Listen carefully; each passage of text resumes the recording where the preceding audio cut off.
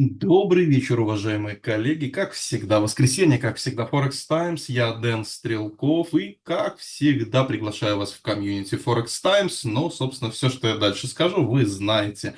Уникальные прогнозы по данным Чикагской товарной биржи, стратегические целевые уровни, треугольники, как предпоследние волны, консультации, обучение, собственно, и торговые рекомендации. Приходите в комьюнити Forex Times, ни разу не пожалеете. А сегодня мы с вами рассмотрим вероятное движение торговых инструментов на предстоящую торговую неделю по евро, золоту и по швейцарскому франку. Итак, поехали по евро. Глобальная идея по евро, вы прекрасно помните, заключается в том, что мы в данный момент выходим из треугольника в восходящем направлении, а так как треугольник предпоследняя волна, собственно, у нас мало того, что существует и целевой стратегический уровень, как средняя линия треугольника, также мы прекрасно помним, что последняя восходящая волна, и после этого мы с вами будем разворачиваться на снижение. И сегодня я расскажу две идеи, причем сразу скажу, что вторая идея мне нравится больше. Итак, поехали. Первая идея заключается в том, что мы в данный момент отрабатываем такую коррекционную фигуру, как плоскость. Один зигзаг, второй зигзаг и импульс. То есть у нас плоскость такая. Раз, два, три, раз, два, три. Раз, два, три, четыре, пять. И идея заключается в том, что вероятнее всего плоскость уже отработана. И в данный момент мы с вами должны начинать работать на покупку собственно, в бычьем направлении, отрабатывая любые паттерны именно на покупку. Но в данный момент, если мы с вами посмотрим на образование паттерна, то пока у нас ничего такого, чтобы прямо можно было сказать, что есть у нас импульс, нет, так как рост начался с зигзага.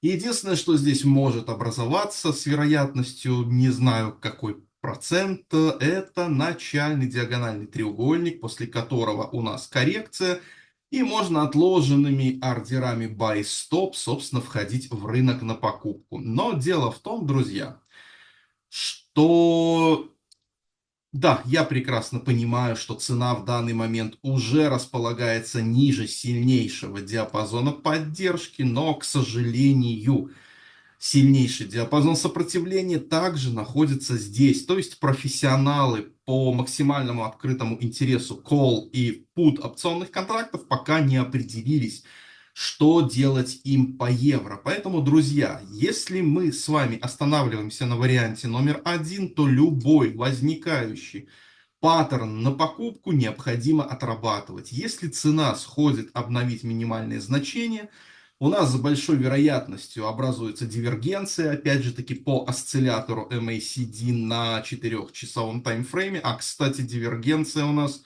уже есть на 4-часовом таймфрейме. Если еще раз будет обновление минимального значения, то уже будет более сильная, более, скажем, крепкая дивергенция, и тогда можно будет по любому импульсу отрабатывать данную идею на покупку. И если идея номер один отработает, то в принципе мы улетаем в космос, так как плоскость получается у нас с вами, так, секунду, я поменьше сделаю, так, чтобы было видно. Плоскость получается у нас отработана. И, значит, первая волна, вторая, и первая, и плоскость вторая, и мы улетаем дальше в космос. Однако, почему я сказал, что вариант номер два мне больше нравится? Объясню. Дело в том, что если мы посмотрим вот сюда на скопление опционных контрактов на сумму примерно 1 миллиард 750 миллионов долларов, а потом немножко обратим внимание 3 месяцами ранее, что здесь еще накидывали на 2 миллиарда, даже более чем 2 миллиарда в этом же диапазоне опционных контрактов в put, а также мы с вами посмотрим, что в этом диапазоне находится и максимальный интерес по put опционным контрактам, то можно будет сделать вывод, что профессионалы, может быть, что-то на Чикаго знают больше, чем мы с вами. И вот вариант номер два подразумевает движение пятиволновое вниз. То есть также плоскость будет отработана. Раз, два, три, раз, два, три. и потом раз, два, три, четыре, пять, но именно пятиволновой структурой мы придем к отработке данного диапазона. И целевой уровень находится на отметке 1.0650. На сегодняшний момент 1.0650. Поэтому, друзья, как же действовать на предстоящей торговой неделе? Любой паттерн на покупку мы обязаны отработать по той простой причине, как я сказал, потому что есть два варианта развития событий. Первый вариант с точки зрения волн Ральфа Эллиота, и второй вариант подключаем данные Чикагской товарной биржи и видим ожидания профессионалов. Так вот, друзья, значит, возникает импульс, коррекция, входим отложенными ордерами buy stop, и буквально цена проходит 25-30 пунктов, сразу выскакиваем в безубыток, сразу уровень стоп-лосса, переводим в безубыток. Если вариант номер один, значит мы полетим вверх на импульсе, невзирая ни на какие препятствия. Если вариант номер два, то я думаю, коррекция будет примерно в диапазон 50%, 61,8% по сетке Фибоначчи, откуда развернемся опять же на импульсе вниз, и тогда закрываем наш ордер, если он еще будет в плюсе, либо он закроется по уровню стоп-лосса в безубытке, и уже будем отложенными ордерами sell stop продавать в направлении уровня 1.0650. Вот такие вот два варианта и как их можно отработать. По той простой причине, что я еще даже на самом деле не говорил сегодня про скопление опционных контрактов вот здесь, чуть ниже. И здесь опять же 1 миллиард и 2 миллиард долларов. Опять же, очень большие скопления. Грубо говоря, здесь миллиард 750 миллионов, здесь 2 миллиарда и здесь 2 миллиарда. Что-то слишком много миллиардов.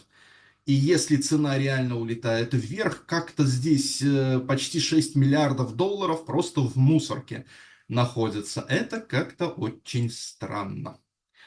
Золото, друзья, по золоту ничего не скажу для тех, кто в данный момент хочет очень сильно продавать, как и я, по той простой причине, что все стратегические целевые уровни у нас находятся внизу, да и, собственно, кстати говоря, треугольник никто не отменял, треугольник до сих пор имеет место быть. И средняя линия треугольника, как стратегический целевой уровень, имеет место быть, а треугольник, вы знаете, это предпоследняя волна. Следовательно, если мы сейчас с вами обратимся к волновой структуре, то мы увидим, что на коррекцию мы с вами пошли в виде зигзага, а нам, чтобы начать продавать, очень хотелось бы все-таки увидеть импульсное движение, а у нас с вами зигзаг.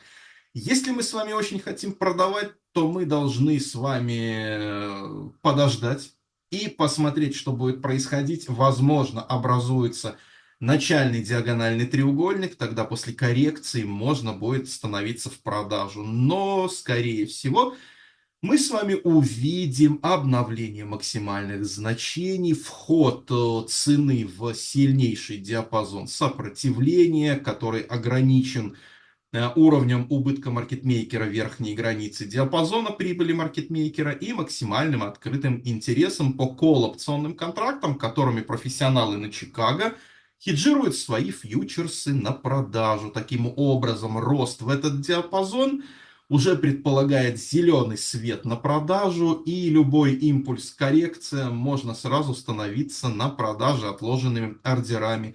Тем более, уважаемые коллеги, посмотрите, пожалуйста, когда рынок растет и профессионалы считают, что рост еще имеет место быть, то посмотрите, они свой интерес переписывают за рынком. Рынок растет, и хеджера опционов put поднимают свои интересы вверх.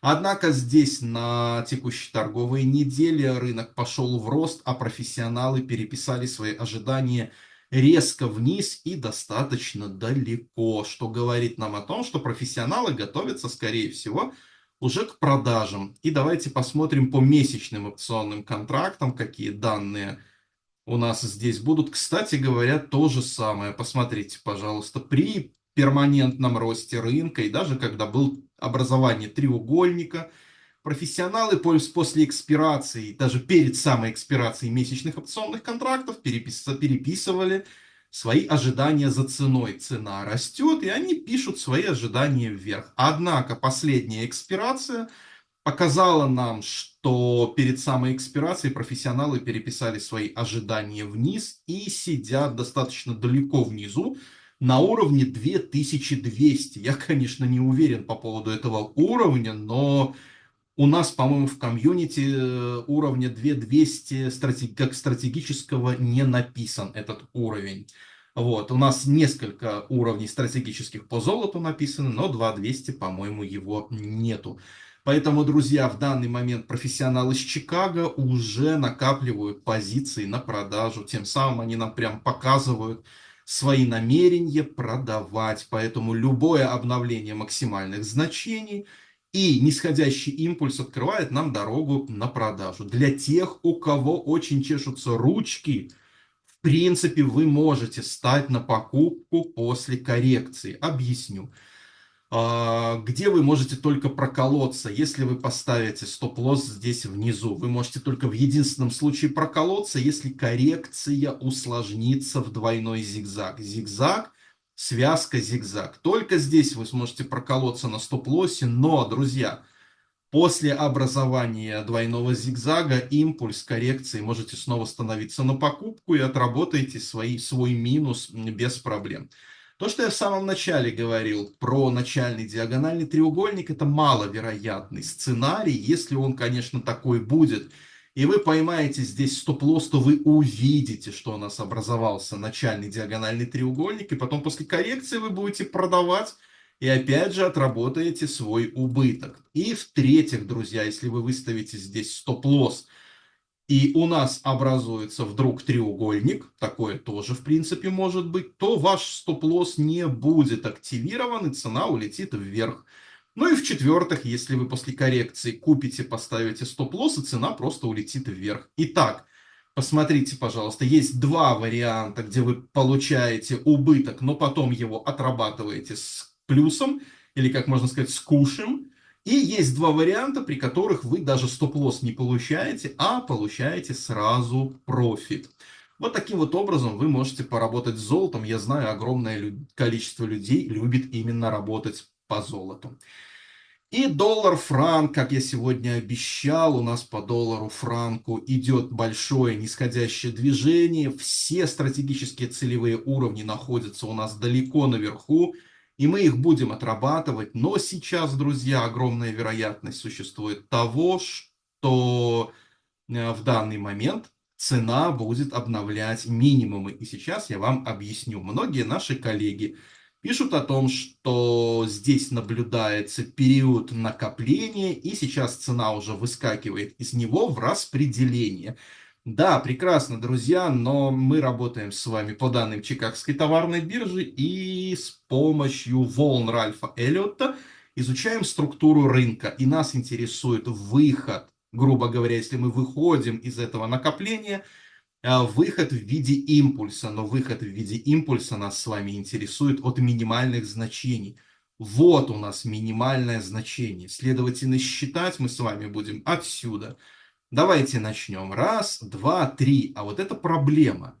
Дело в том, чтобы нам выйти на импульсе, нам нужен либо классический импульс пятиволновой, либо начальный диагональный треугольник. Здесь мы видим классический зигзаг. Мало того, что классический зигзаг, после зигзага я запросто могу взять кошечку и глобус, или сову-глобус, например, и натянуть очень красиво треугольник. Следовательно, зигзаг в волне А, треугольник в волне Б, и здесь я запросто могу натянуть конечный диагональный треугольник. Собственно, опять же, в зигзаге конечный диагональный треугольник после классического треугольника. Итак, треугольник у нас классический. Предпоследняя волна, следовательно, здесь мы имеем последнюю волну, и если я прав, и у нас в данный момент образуется конечный диагональный треугольник, не хватает еще пятой волны, и профессионалы нам прям указывают уровень, куда с огромной вероятностью придет рынок в пятой волне. Это уровень 0,86 0,86 40, не 50, а 40, друзья. И после того, как цена с большой вероятностью протестирует 0,8640, получаем импульс, коррекцию и будем продавать. Если кто-то хочет попытаться взять этот целевой уровень, то у вас потенциал буквально 65-70 пунктов. Слишком мало, друзья, слишком мало. Лучше дождаться его отработки, потом на нисходящем импульсе и коррекции войти в рынок, так как уже потенциал снижения данного торгового инструмента будет составлять примерно пунктов 300-350. Это будет очень неплохая прибыль, неплохой профит, после чего будем разворачиваться снова на покупку, друзья, потому что стратегические целевые уровни по данному торговому инструменту находятся у нас далеко наверху. А теперь, внимание, маленький лайфхак. Дело в том, что существует такое понятие, как корреляция, то есть соотношение движения торговых инструментов между собой. Так вот, у евро и франка корреляция отрицательная. Кстати, на сайте Чикагской товарной биржи есть специальная таблица, где можно посмотреть коэффициенты этой корреляции за определенный период времени. Можете зайти и посмотреть, какая корреляция между этими торговыми инструментами. Она отрицательная. Я только цифры не помню коэффициента. Значит, это что означает? Это означает, если данный торговый инструмент падает, то евро растет. Если данный торговый инструмент растет, евро падает. Что я думаю по данному торговому инструменту? Я думаю, маленький рост, потом достаточно серьезное падение и огромный рост. Внимание, по евро, значит, все должно быть наоборот. То есть по евро предполагается небольшое снижение, достаточно хороший рост и потом большое падение. Внимание, открываем евро и вот, собственно, даже не так. Вот даже так. Значит, небольшое снижение – это обновление минимумов, чтобы у нас дивергенция по осциллятору MACD стала еще более лучше. Потом достаточно неплохой рост в 150, 180, 200 пунктов и большое падение. Друзья, с точки зрения корреляции два торговых инструмента совпали. Поэтому давайте с вами попробуем их и отработать. Спасибо большое. Надеюсь, сегодняшняя мини-лекция вам понравилась. Приходите в комьюнити Forex Times, у нас есть чат, будете мучить меня с утра до вечера. Я сделаю для вас обучение индивидуально под запись для каждого, собственно. И я даже порой так и говорю, что даже если у вас не получится тащить перманентно профит на финансовом рынке, вы получите такие большие знания, которые я смогу вам дать, что это не стоит той цены, которую я прошу за подписку в комьюнити Forex Times. Поэтому, друзья, приходите, вам действительно очень все понравится. А на сегодня всем пока-пока.